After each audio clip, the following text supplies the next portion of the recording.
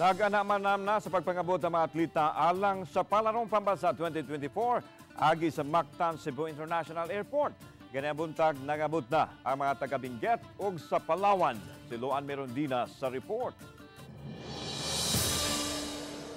Pasado alas 10 kaganihang buntag, naabot ang 76 ka mga atleta gikan sa Benguet. Matod sa ilang Division Sports Coordinator nga si Cesar Lumaang, moabot sa 106 tanan ang milangkob sa ilang delegasyon, lakip na niini ang mga coach, officials ug technical working group.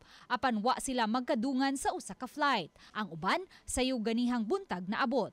Aduna usay uban nga karon pang hapon. Atol sa Palarong Pambansa 2023, ikasiyam sila sa medal tally diin sagad sa ilang mga nalangkat nga medalya anaa sa combative sports. Alam mo naman ang taga Cordillera, ma'am, pag ball games, volleyball, halimbawa at basketball,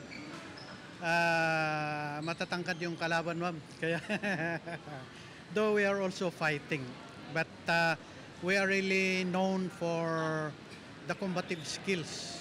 Kaya we hope we will maintain harvesting a lot of golds in combative sports, ma'am. Sama sa ubang mga schools division, nag-ulhos-ulhos usab pagpangabot ang mga atleta gikan sa Palawan. Usa sa mga unang naabot ang mga pambato nila sa sepak takraw sa elementary division sa Busuanga, Palawan. Nagsikap po kami training ng isang buwan para sa preparasyon po ngayong Palarong Pambansa.